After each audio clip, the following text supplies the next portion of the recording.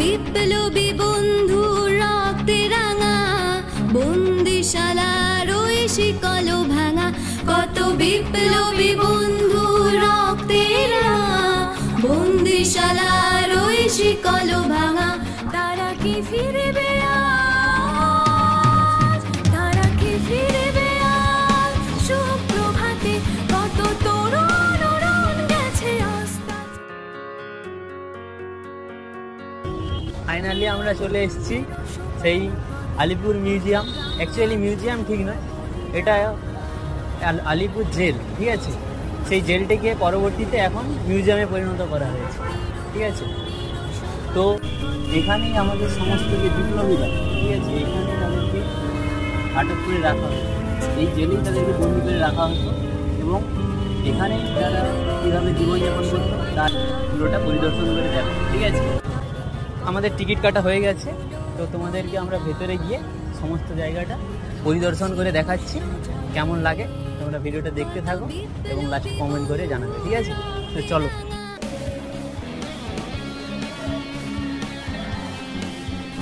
তো বন্ধুরা আমরা এসে গেছি ভেতরে। তো এখানে আমাদের প্রবেশ করতে হবে পুরোটা, ঠিক আছে। গাছপালা আছে, ভেতরে সমস্ত জেলটা আমি তোমাদেরকে পুরো ঘুরে দেখাচ্ছি। যারা স্বর্গগত তারা এখনো জানে স্বর্গের চেয়ে প্রিয় জন্মভূমি, এসো স্বদেশ। তো বন্ধুরা দেখো, এটাই আমাদের আলিপুর জেলের সেই মানচিত্র, এর মধ্যে সমস্তটাই তুলে ধরা আছে।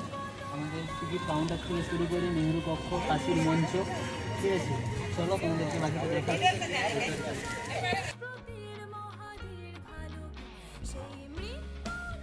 কারাকক্ষ, ঠিক আছে। এর ভেতরেও কীরকম সমস্ত বন্দীরা ছিল দেখাচ্ছি, চলো ভেতরে।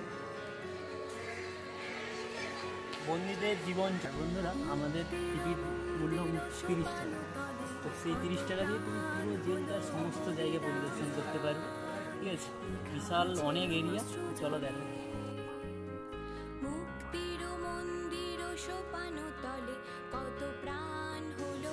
দেখো এখানে এইরকম করে কিন্তু ব্রিটিশ, এই দেখো ব্রিটিশ দাঁড়িয়ে রয়েছে, এইভাবেই সমস্ত বন্দীদেরকে। ব্রিটিশরা একটু ভালো করে দেখাও, এতে কীরকম পিন পোতা রয়েছে, এইরকম বেদ দিয়ে দেখো কীভাবে অত্যাচার চালাতে, এরকম বেঁধে এই পিন পোতা বেদ দিয়ে এইভাবে আঘাত করতে দেখো। ভালো করে দেখো, কিন্তু পুরোটা তাকে ঝুলিয়ে রাখা হতো। দেখো পায়ের দিকটা দেখো, এইভাবে অত্যাচার চালাতো ব্রিটিশরা।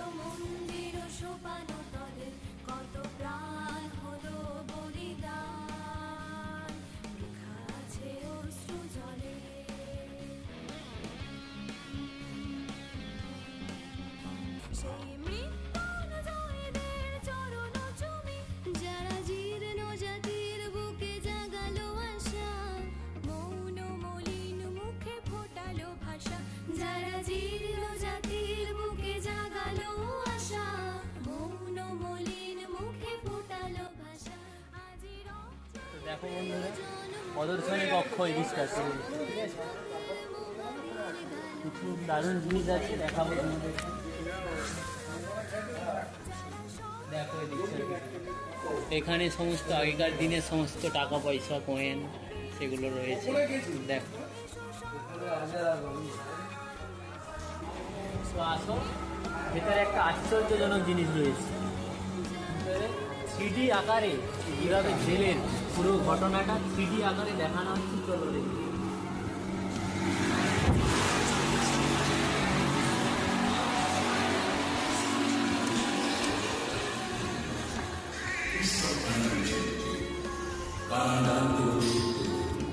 দেখতে থাকো তোমরা শুধু।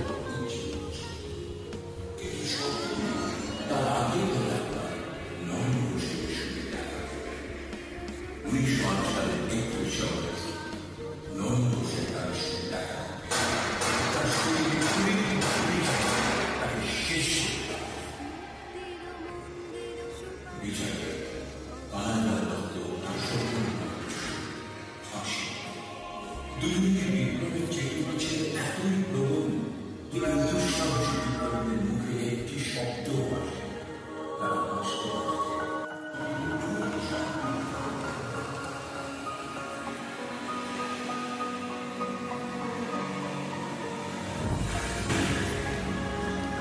এখানে একটা অসাধারণ জিনিস আছে, দেখো বন্ধুরা, আমাদের যে মহিলা স্বাধীনতা সংগ্রামী তারা কতটা ভয়ঙ্করী ছিল দেখতেই তো পাচ্ছি।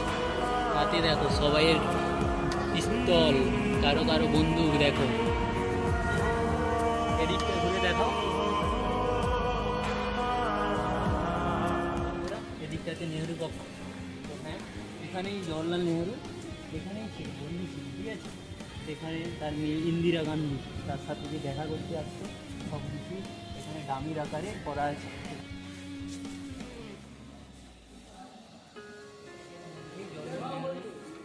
ঠিক আছে, 20-25 মিনিটের জন্য তার মেয়ে তার সাথে যে দেখা করতে আসতো, তার এই দামি করে দেওয়া আছে। এখানেই তার জন্য অপেক্ষা করে বসতো, ঠিক আছে, তার বাবার সাথে দেখা করার জন্য। বন্ধুরা দেখতে পাচ্ছ তোমরা, এগুলো সেই জেল, যেখানে জেলের সিস্টেমটা এমনই ছিল যে তাতে কোনো তালা লাগতো না, ঠিক আছে। এখানে এমন এই শিকলটা এতটাই দূরে ছিল যে ওখান থেকে কেউ হাত বের করে খুলতে পারবে না, তো তার জন্য কোনো তালা দরকার হতো না, এইভাবে এটা লক থাকতো, ঠিক আছে। আসো দেখাচ্ছি।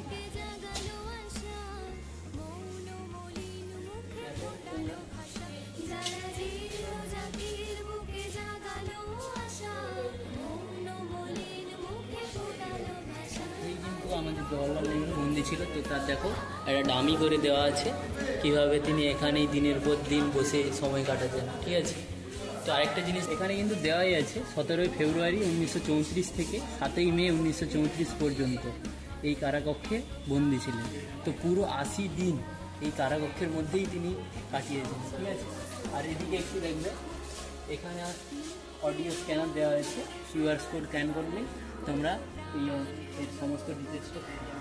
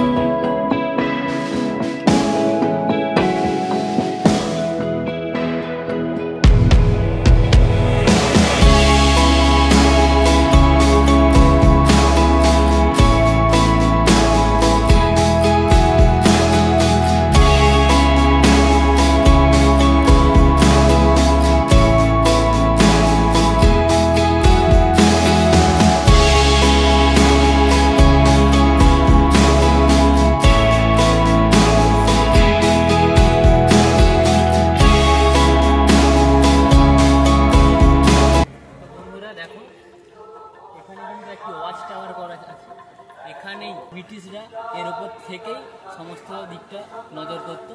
তো চলো দেখাচ্ছি তোমাদেরকে পুরো। আরেকটা জিনিস বন্ধুরা, তোমরা আসলে জায়গাটা খুবই ভালো লাগবে, তোমরা এসে অবশ্যই দেখে যাবে। পাশে দেখাচ্ছি, আমরা ওয়াচ টাওয়ারের ওপরে গিয়ে দেখাচ্ছি।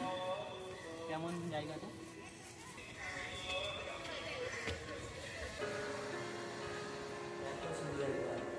যারা স্বর্গগত তারা এখনো জানে স্বর্গের চেয়ে প্রিয় জন্মভূমি, এসো স্বদেশ ব্রতের মহাদীর গালবি, সেই মৃত্যুঞ্জয়দের চরণ চুমি, যারা স্বর্গগত তারা। তো দেখো বন্ধুরা, আমরা কিন্তু এসে গেছি সেই ফাঁসির মঞ্চ, ঠিক আছে। চলো ভেতরটা দিয়ে দেখাচ্ছি। দেখো এটাই সেই জায়গা।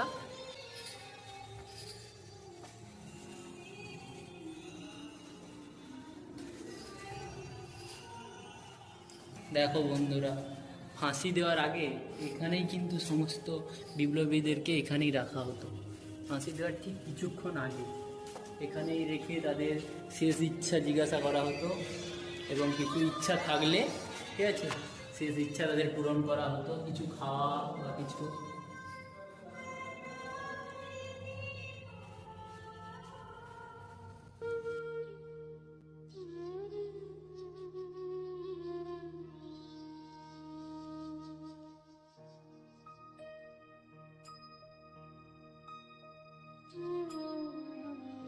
একবার বিদায় দে মা, ঘুরে আসি,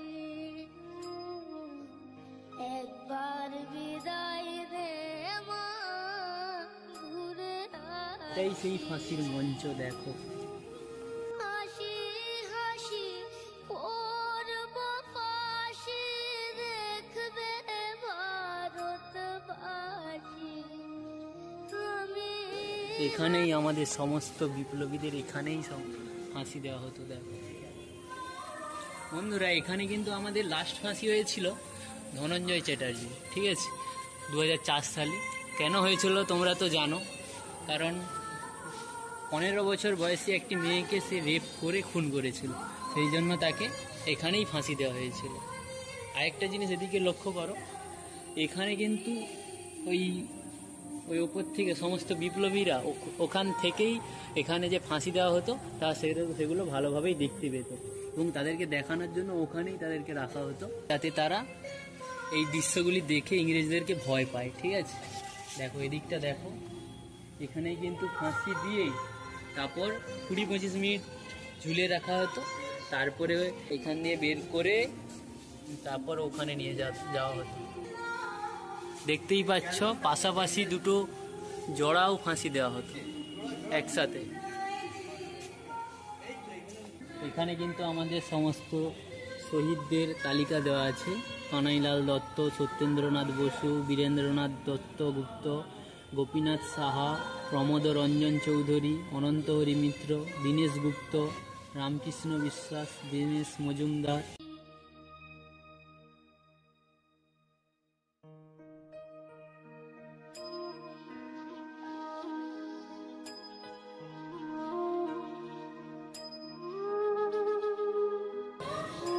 দেখো এখানে কিন্তু কিভাবে ফাঁসি দেওয়া হতো ব্রিটিশদের আমলে তার একটা নিদর্শন দেওয়া আছে। দেখো তোমরা,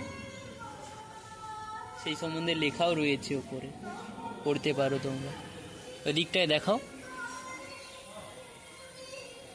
এখানে একটা দেখো, একটা আশ্চর্যজনক জিনিস দেখো। 1857 সালে এক ভারতীয় বিদ্রোহীর প্রকাশ্য মৃত্যুদণ্ড, প্রকাশ্যে তাকে মৃত্যুদণ্ড দেওয়া হয়েছিল। দেখো এই দেখো, গাছে ঝুলিয়ে তাকে প্রকাশ্যে মৃত্যুদণ্ড দেওয়া হয়েছে। ইংরেজরা ওদিক থেকে টান দিয়ে তাকে গাছে ঝুলিয়ে মৃত্যুদণ্ড দিচ্ছে। দেখো এইভাবে অত্যাচার করা হতো। চলো ওদিকটায় দেখাচ্ছি। ফাঁসি দেওয়ার পরে এখানেই থেকেই কিন্তু তাদেরকে বের করে এদিকে নিয়ে যাওয়া হতো, এখানেই তাদেরকে পোস্টমর্টমের জন্য আনা হতো। দেখো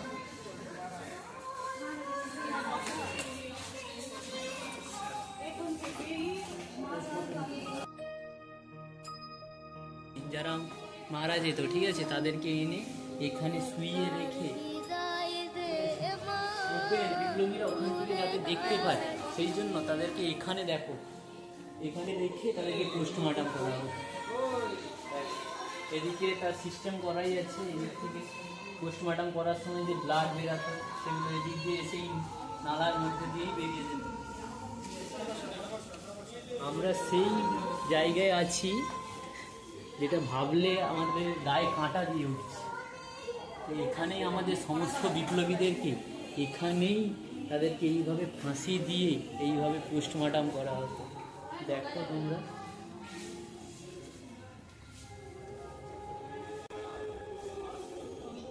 কত প্রাণ হলো বলিদান, লেখা আছে অশ্রু জলে, কত বিপ্লবী বন্ধু রক্তে রাঙা।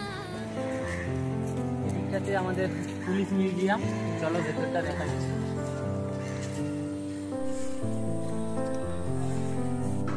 দেখো দেখো, এটা ঢাকা ষড়যন্ত্র মামলা, তার সমস্ত বন্দুক,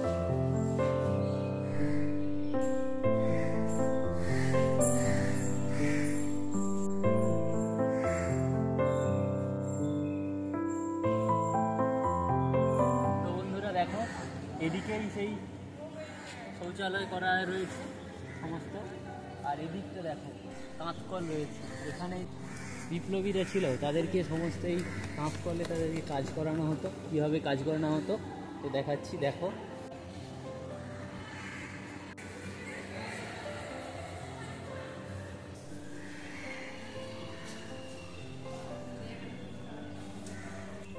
দেখতে পাচ্ছ তোমরা,